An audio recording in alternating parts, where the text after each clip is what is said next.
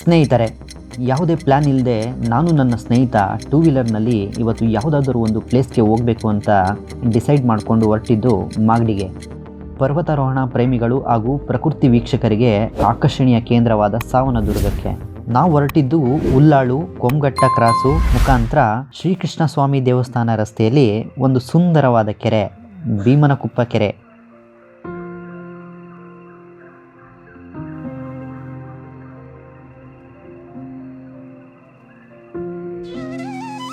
ಅದರ ಎದುರುಗಡೆ ಹಳ್ಳಿಕಾರ್ ಮಹಾಸಂಸ್ಥಾನ ಟ್ರಸ್ಟ್ ದೇವಸ್ಥಾನವಿದೆ.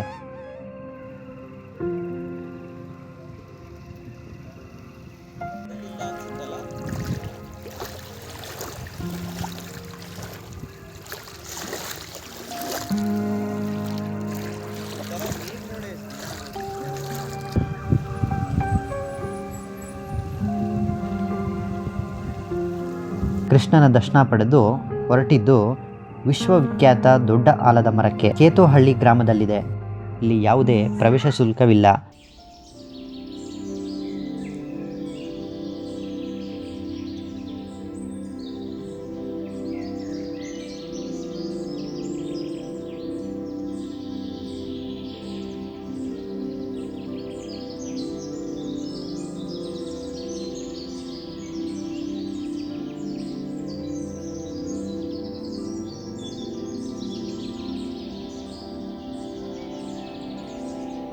ದೊಡ್ಡ ಆಲದ ಮರ ಬೆಂಗಳೂರಿನಿಂದ 28 ಕಿಲೋಮೀಟರ್ ದೂರ ಇದೆ. ಈ ಆಲದ ಮರದ ವಯಸ್ಸು 400 ವರ್ಷಗಳು ಹಳೆಯದಂತೆ.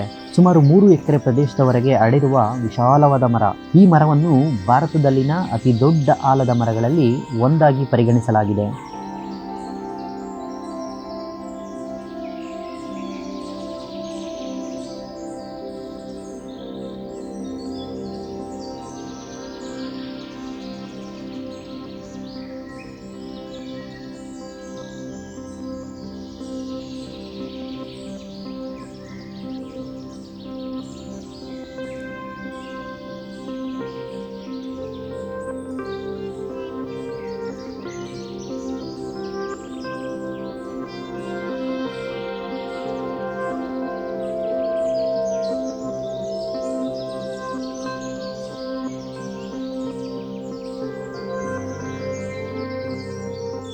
ಭಾರತೀಯ ಸಂಸ್ಕೃತಿಯಲ್ಲಿ ಆಲದ ಮರವನ್ನು ಪವಿತ್ರ ಎಂದು ಭಾವಿಸಲಾಗುತ್ತದೆ. ಕೆಲವರು ಇದನ್ನು ಅಕ್ಷಯ ವೃಕ್ಷ ಎಂದು ಕೂಡ ಕರೆಯುತ್ತಾರೆ.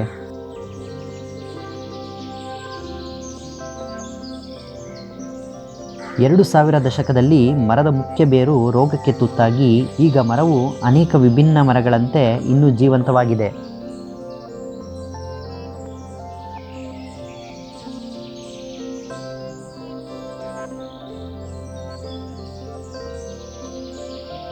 ಈ ಮರದ ಸುತ್ತಳತೆ 820 ಅಡಿ ಅಂದರೆ 250 ಮೀಟರ್.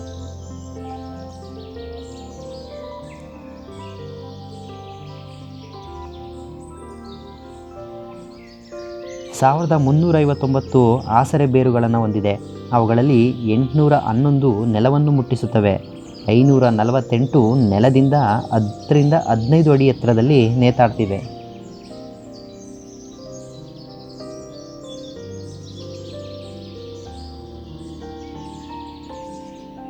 ಇಲ್ಲಿಗೆ ಭೇಟಿ ಕೊಡುವವರು ಬೆಳಗ್ಗೆ ಸಂಜೆ ಉತ್ತಮವಾದ ಸಮಯ.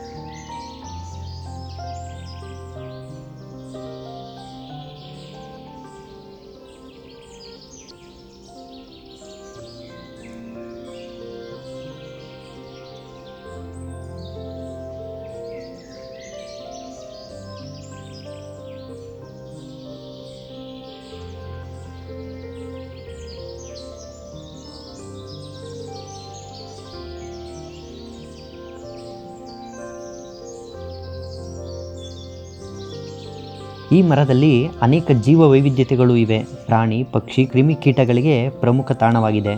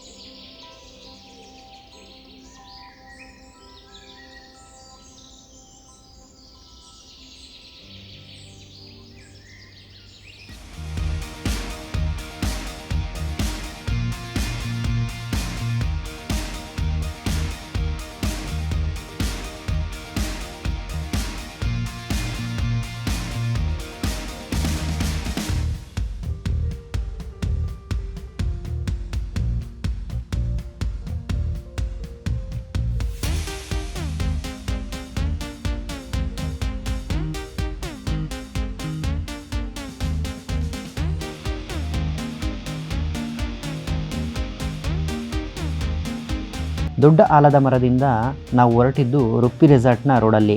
ನಮ್ಮ ಕನ್ನಡದ ಖ್ಯಾತ ನಿರ್ದೇಶಕ, ನಟ ರಿಯಲ್ ಸ್ಟಾರ್ ಅವರ ರೆಸಾರ್ಟ್ನ ರೋಡಲ್ಲಿ ಪ್ರಯಾಣ ಮುಂದುವರಿಯುತ್ತೆ. ದಾರಿಯುದ್ದಕ್ಕೂ ನೀವು ನೋಡ್ತಾ ಇರಬಹುದು ಕೆರೆಗಳು, ಹಳ್ಳಿಗಳು.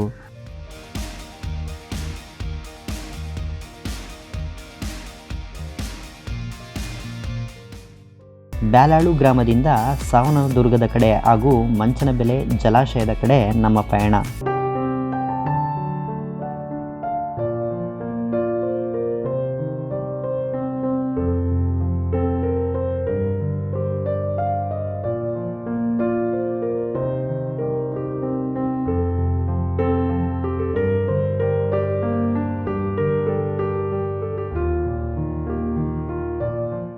ನೀವು ನೋಡ್ತಾ ಇರ್ಬೋದು ಮಂಚನಬೆಲೆ ಜಲಾಶಯದ ಅತ್ಯಂತ ಮನೋಮೋಹಕ ದೃಶ್ಯ ರಸ್ತೆಯಲ್ಲಿ ಸಾಗಬೇಕಾದ್ರೆ ಕಾಣಿಸ್ತಾ ಇದೆ ನೋಡಿ.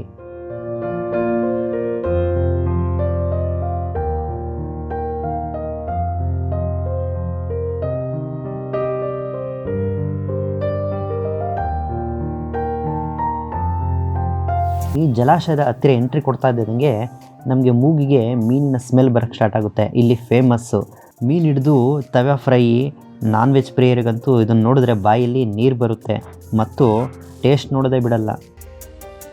ಜಲಾಶಯದ ಮೇಲೆ ಯಾರನ್ನೂ ಬಿಡದ ಕಾರಣ ನೀರು ಬಿಡುವ ಕೆಳಭಾಗದಲ್ಲಿ ಹೋಗಿ ನೋಡ್ಬೋದು.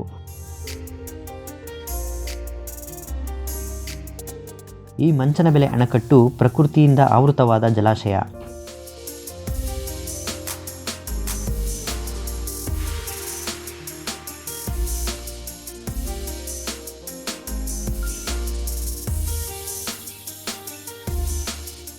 ಅರ್ಕಾವತಿ ನದಿ ಮೇಲೆ ನಿರ್ಮಿತವಾಗಿದೆ ಈ ಡ್ಯಾಮು.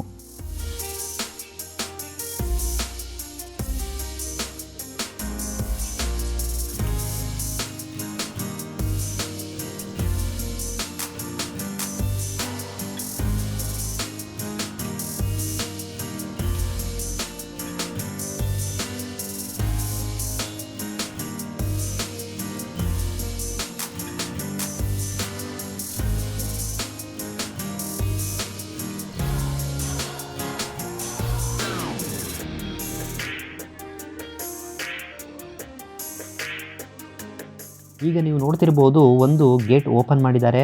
ನೋಡಲು ಎಷ್ಟು ಸುಂದರವಾಗಿ ಕಾಣಿಸ್ತಾ ಇದೆ. ನೀರು ಬಿಟ್ಟಿದ್ದಾರೆ.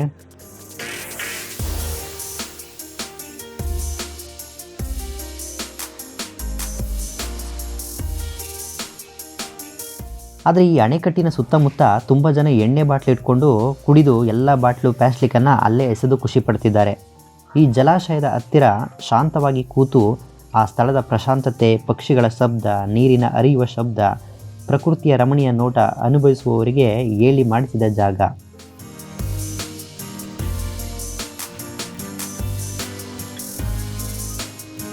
ಜನ ಈ ಅನುಭವವನ್ನು ಬಿಟ್ಟು ಬೇರೆಯೇ ಅನುಭವ ಪಡೆಯಲು ಬಂದಿರೋದು ತುಂಬ ಬೇಜಾರಿನ ಮಾತು.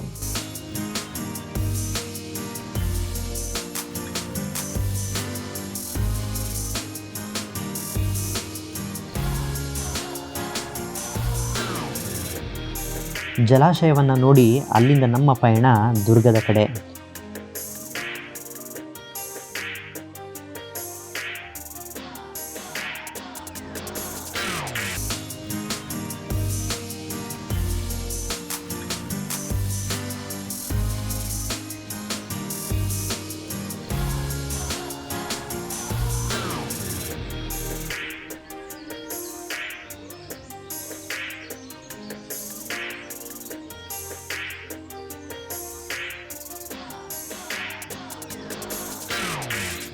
ಇಲ್ಲಿಂದ ರಸ್ತೆಯಲ್ಲಿ ಅದ್ಭುತ ಪಯಣ. ದಾರಿಯಲ್ಲಿ ಶನಿ ಮಹಾತ್ಮ ದೇವಸ್ಥಾನ, ಹಳೆಯ ಬಾವಿ ನೋಡ್ತಿದ್ದೀರಾ.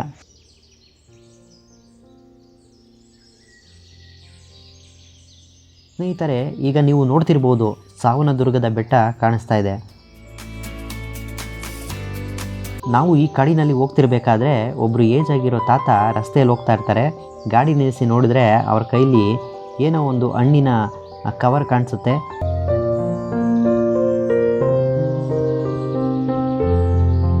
ಕಾಡಿನ ಮರದಿಂದ ಕಿತ್ಕೊಂಡು ಮಾರಕ್ಕೆ ಹೋಗ್ತಿದ್ರು ಅನಿಸುತ್ತೆ. ಅದು ಯಾವ ಹಣ್ಣು ಅಂದರೆ ಬ್ಯಾಲದ ಹಣ್ಣು. ನಮ್ಮ ಕೈಗೆ ಕೊಟ್ಟು, ಸರ್ ಇದಕ್ಕೆ ನೀವು ಎಷ್ಟು ಕೊಡ್ತೀರಾ ಕೊಡಿ ಅಂತ ಹೇಳಿದ್ರು. ಆಯಿತು ಕೊಡಿ ತಾತ ಅಂತ ಹೇಳಿ ಅವ್ರನ್ನ ಗಾಡೀಲಿ ಕೂರಿಸ್ಕೊಂಡು ಮಂಚನ ಬೆಲೆಗೆ ಕರೆದುಕೊಂಡು ಬಂದ್ವಿ. ತಾತನಿಗೆ ಹಣ ಕೊಟ್ಟು ಒಂದು ಟೀ ಕೊಡಿಸಿ ನಾವು ಕುಡಿದು ಮತ್ತೆ ತಾತನ ಜೊತೆ ದುರ್ಗದ ಕಡೆ ಪಯಣ.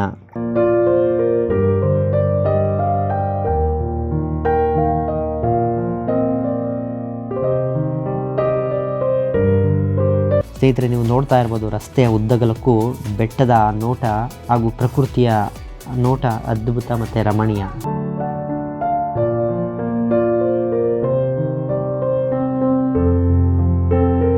ಬೆಂಗಳೂರಿನಿಂದ 48 ಕಿಲೋಮೀಟರ್.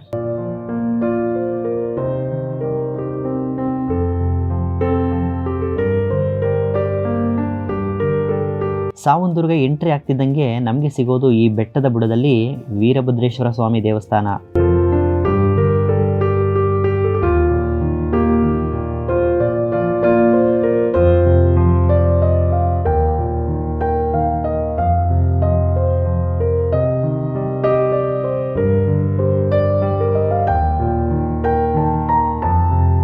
ವೀರಭದ್ರ ದೇವಸ್ಥಾನ ಆವರಣದಲ್ಲಿ ಕಾಣಸಿಗುವ ಈ ಅತಿ ದೊಡ್ಡ ಉದ್ದನೆಯ ಗೈಡುಗಂಬ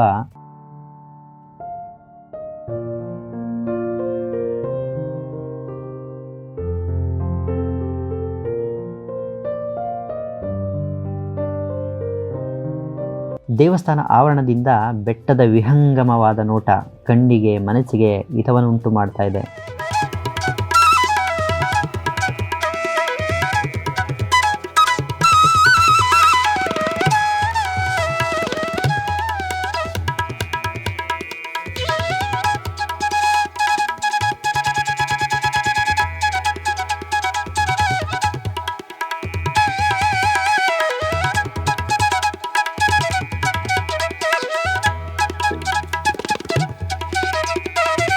ದೇವಸ್ಥಾನದಿಂದ ಬೆಟ್ಟದ ನೋಟ ಮನಮೋಹಕವಾಗಿದೆ.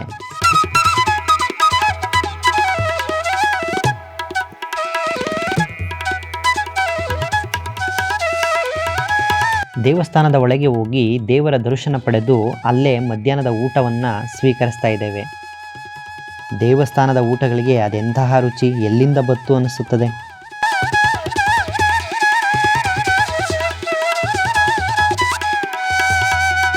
ದೇವಸ್ಥಾನದ ಒಳಗೆ ದೇವರ ವಿಡಿಯೋ ಮಾಡೋ ಹಾಗಿಲ್ಲ, ಆದ್ದರಿಂದ ಹೊರಗಿನ ಈ ವಿಹಂಗಮ ನೋಟ ನೀವನ್ನ ನೋಡ್ತಾ ಇದ್ದೀರಾ.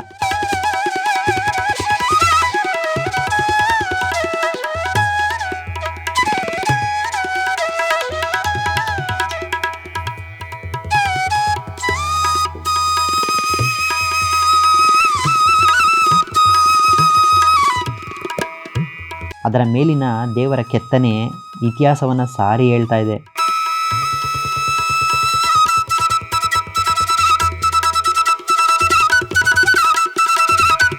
ಸ್ನೇಹಿತರೆ, ಸಾವನದುರ್ಗ ಬೆಟ್ಟ ದಕ್ಷಿಣ ಭಾರತದ ದೊಡ್ಡ ಏಕಶಿಲಾ ಬೆಟ್ಟ. ಮಧುಗಿರಿಯ ಬೆಟ್ಟ ಮೊದಲನೆಯ ಏಕಶಿಲಾ ಬೆಟ್ಟ, ಎರಡನೆಯದು ಸಾವನದುರ್ಗ. ಮಧುಗಿರಿ ಏಕಶಿಲಾ ಬೆಟ್ಟ 3930 ಅಡಿ ಆದರೆ ಸಾವನದುರ್ಗ ಸಮುದ್ರ ಮಟ್ಟದಿಂದ 4023 ಅಡಿ, ಅತಿ ಎತ್ತರದ ಬೆಟ್ಟ.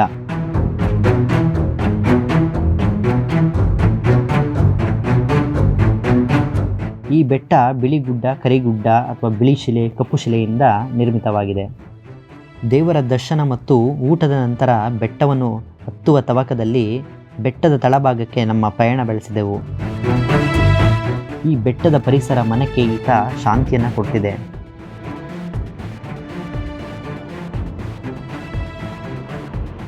ಈ ಸಾವನದುರ್ಗ ಚಾರಣ ಮಾಡೋರಿಗೆ 7 ಮಾಡಿಸಿದ ಜಾಗ. ನಾವು ಸಾವನದುರ್ಗಕ್ಕೆ ಮೊದಲ ಬಾರಿ ಚಾರಣ ಮಾಡೋದಕ್ಕೆ ಯಾವುದೇ ಪ್ಲ್ಯಾನ್ ಇಲ್ಲದೆ ಬಂದಿದ್ದೀವಿ.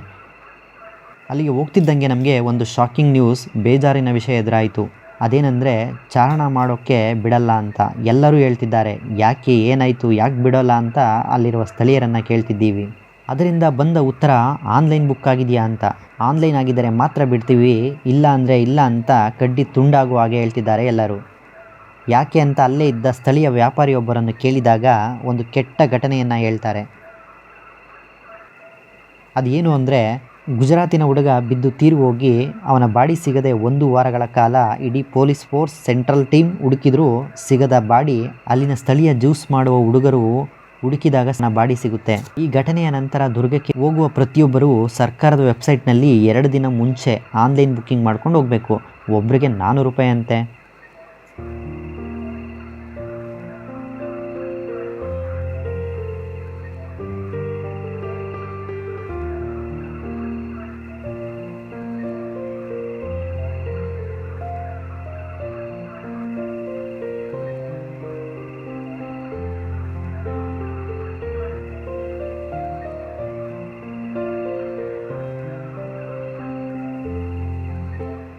ಈ ಘಟನೆಯ ನಂತರ ಹೀಗೆ ಮಾಡಿದ್ದಾರೆ ಅಂತ ಹೇಳಿದ್ರು. ನಮ್ಮ ಚಾರಣದ ಆಸೆಗೆ ಭಂಗವಾಯಿತಾದರೂ ಅಲ್ಲಿಯವರೆಗೆ ನಾವು ತಲುಪಿದ್ದ ಅನುಭವ ನಮಗೆ ಖುಷಿ ಕೊಡುತ್ತು ಸ್ನೇಹಿತರೆ. ನೆಕ್ಸ್ಟ್ ಟೈಮ್ ಆನ್ಲೈನ್ನಲ್ಲಿ ಬುಕ್ ಮಾಡಿ ಮತ್ತೆ ಬಂದು ಚಾರಣ ಮಾಡ್ತೀವಿ ಅಂದ್ಕೊಂಡು ಅಲ್ಲಿಂದ ಹೊರಟ್ವಿ.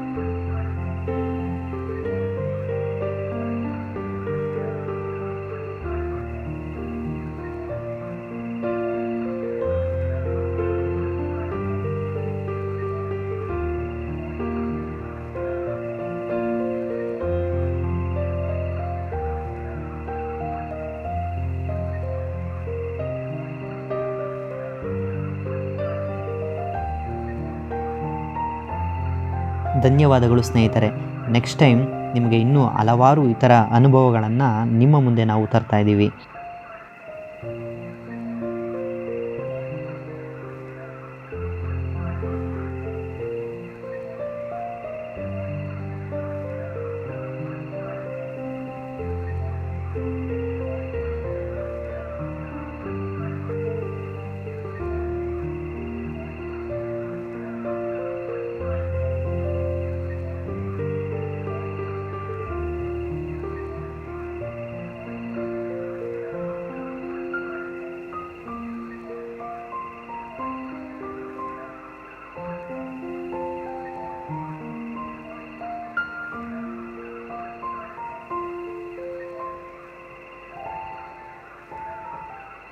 ಯಾರು ಮೊದಲ ಬಾರಿಗೆ ನಮ್ಮ ಚಾನಲ್ನ ಸಬ್ಸ್ಕ್ರೈಬ್ ಮಾಡ್ದಲ್ಲೇ ನೋಡ್ಕೋತಾ ಇದ್ದರೆ ದಯವಿಟ್ಟು ಸಬ್ಸ್ಕ್ರೈಬ್ ಮಾಡಿ ಅಂತ ಹೇಳ್ತಾ ಈ ವಿಡಿಯೋನ ಮುಗಿಸ್ತಾ ಇದ್ದೀನಿ. ನಮಸ್ಕಾರ.